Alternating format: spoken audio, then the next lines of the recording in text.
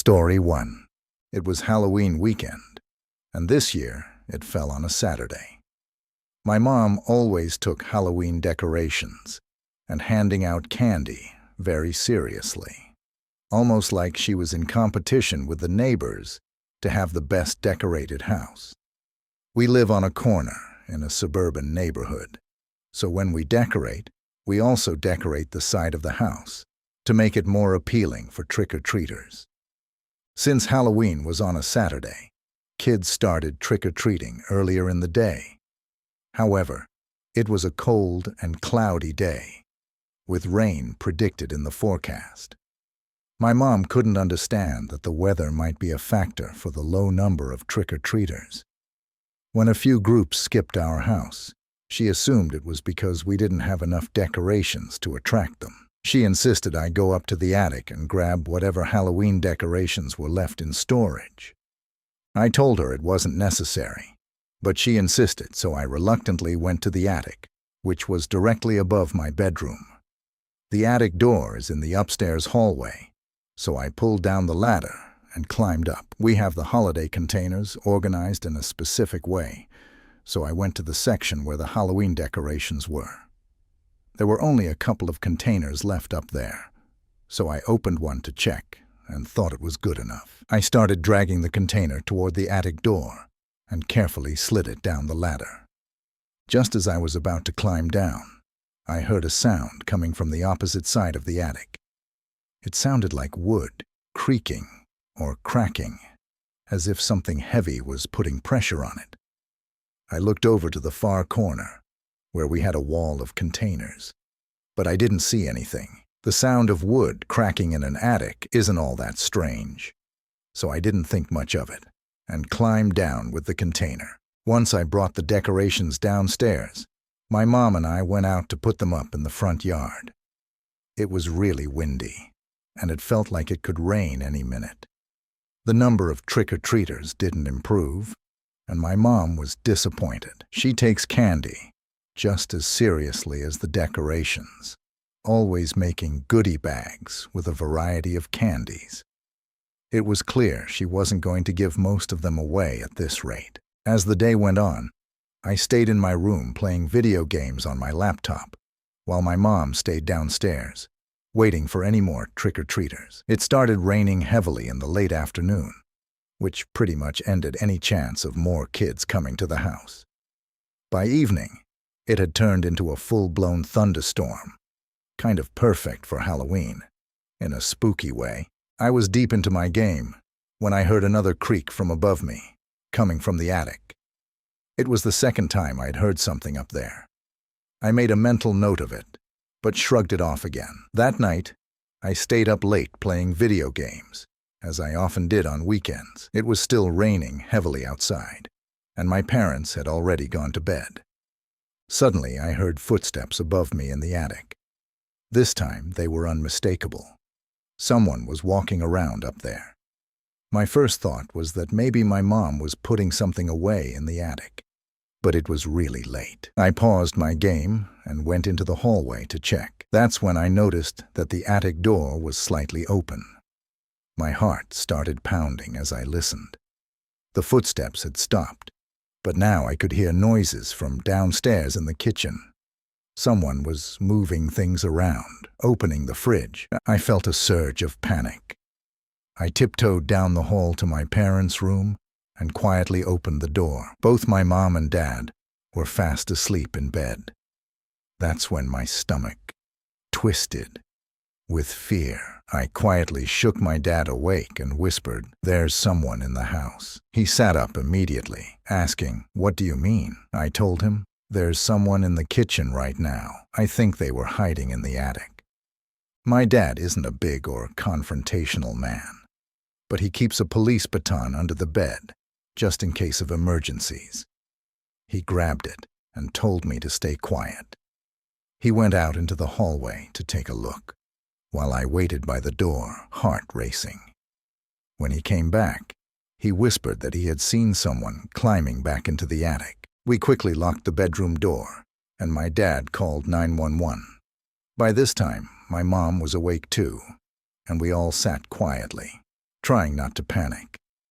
It felt like forever, but eventually, the police arrived. When they searched the attic, they found a homeless-looking man hiding behind the wall of containers in the far corner. The noises I had been hearing all day were from him. The man didn't try to fight or lie. He told the police that he had walked in through the front door, which had been left open the day before when we were setting up decorations. He didn't have a place to stay, so he decided to hide in our attic. He had brought one of our blankets up there, and he was living off some peanut butter he found in the kitchen. The whole situation was disturbing, and I still wonder what might have happened if I or my dad had confronted him instead of letting the police handle it. My parents didn't press charges, but the thought of someone living in our attic for nearly 2 days still haunts me. Story 2. When I was 18, I threw a house party at my parents' house for Halloween. It was supposed to be a closed invite, meaning I told people not to bring strangers. This was one of the rules my parents gave me. They were out of town that weekend, which was why I could throw the party in the first place. Another rule they set was that the house had to be even cleaner than it was before the party. I invited about 50 people, and around 40 showed up. The party started at 6 p.m., just as it was getting dark outside. We set up the party so it would take place both in the backyard and on the first floor of the house. My parents had left me money for refreshments like soda and food, which I put out in the kitchen for everyone. I told my parents it would be a non-alcoholic party, but I think they knew that wasn't going to happen. One of my friends, who was a few years older, brought his DJ equipment and got the party going. By the time it was dark, the party was in full swing, and it seemed like everyone was having a good time. I was pleased that people had listened to my instructions and didn't bring any strangers. I recognized pretty much everyone there. Since it was my party, I didn't drink too much because I wanted to stay somewhat responsible.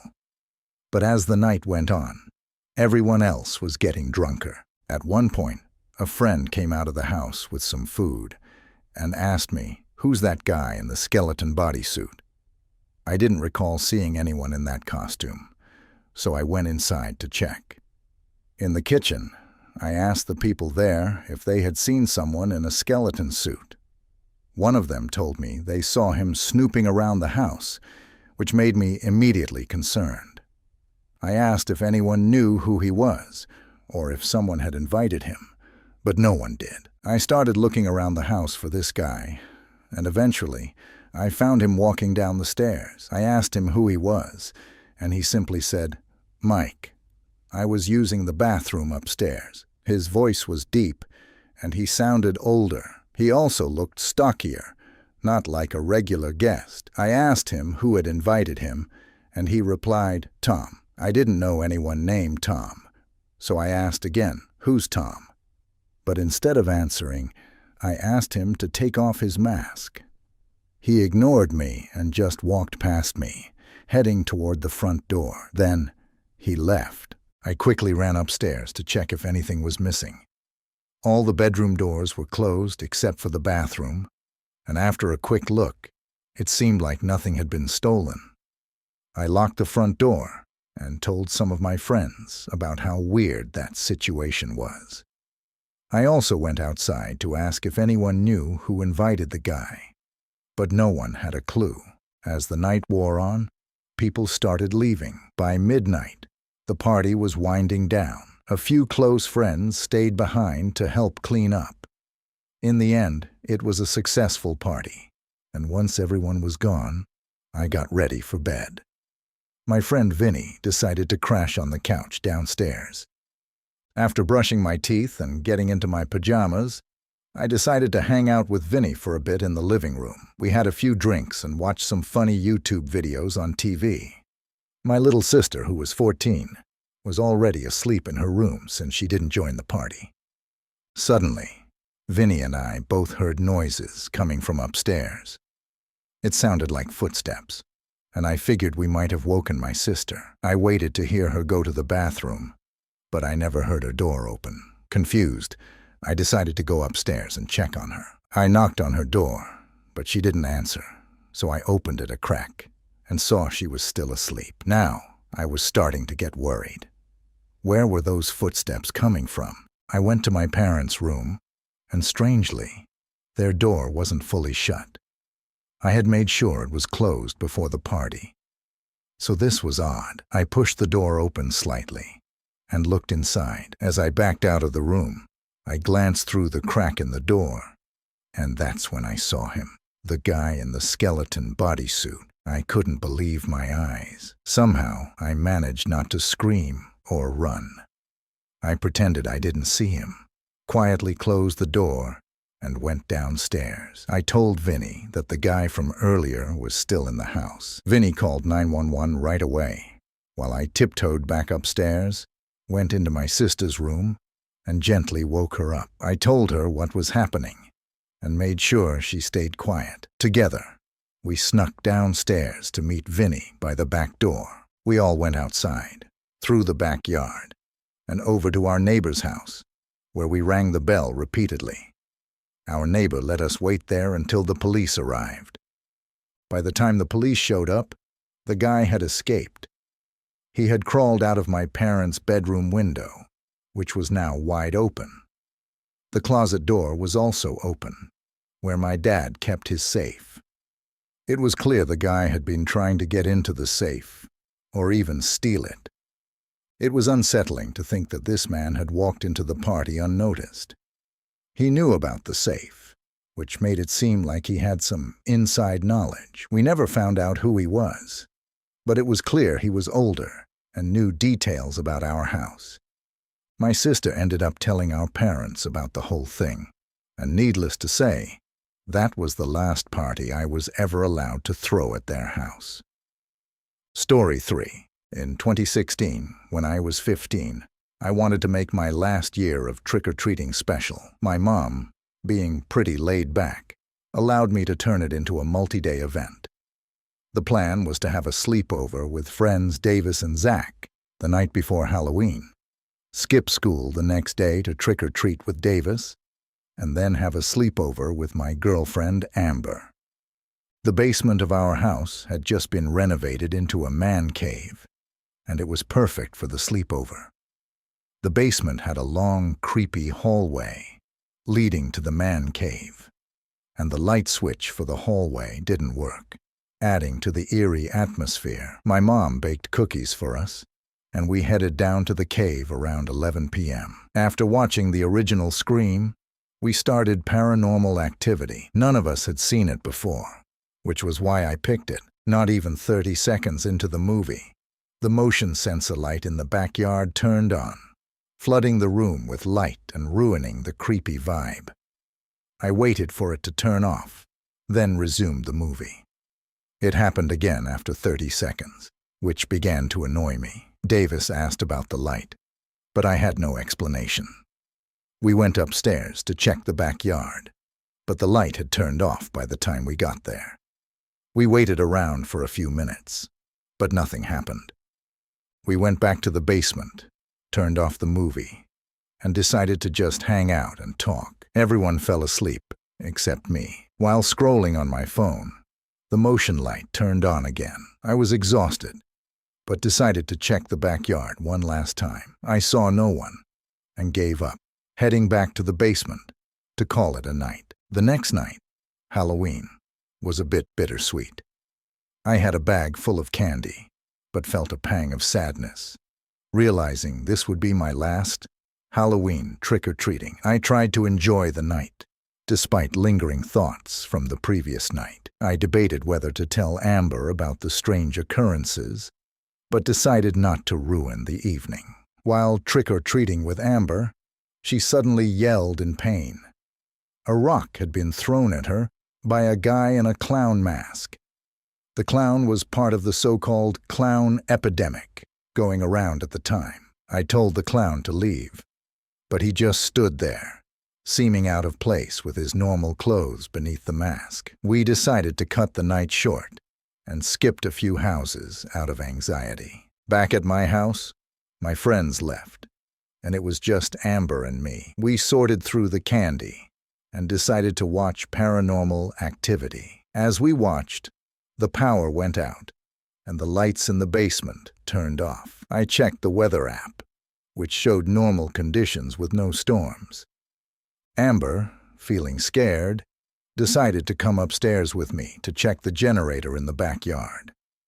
The thought of the previous night came creeping back, and I felt uneasy. As we approached the backyard, I noticed the motion light was off.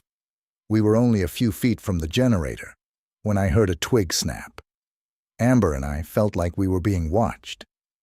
We decided to head back inside, and just then, I saw him, the same clown from earlier, standing by the shed. He stared at us, then suddenly lunged forward and started sprinting toward us. We bolted inside and locked the back door. We hid in the basement, but I realized I hadn't locked the back door. We heard a slam from upstairs, and the house fell silent. Amber texted 911, explaining that someone was in the house. Minutes felt like hours as we waited in the dark. I heard footsteps coming down the stairs and down the hallway. I had to cover Amber's mouth to keep her quiet. When the footsteps reached our direction, I grabbed a beer bottle, preparing to confront the intruder if necessary. The footsteps stopped, and then we heard sirens outside. I saw this as a chance to act. I ran at the intruder, swinging the bottle, but I tripped and fell. Looking up, I saw the clown mask staring down at me. My swing had barely affected him, and he seemed ready to leave. The intruder ran up the stairs, and I heard the back door open and slam. I ran upstairs, let the police in, and told them where the intruder had gone. Unfortunately, they never caught him. To this day, I can't go down to that man cave alone without feeling anxious. I'm just thankful Amber and I survived, and always look back, grateful that we're still alive. The sight of that clown mask staring down at me while I was on the floor is a memory I'll never forget.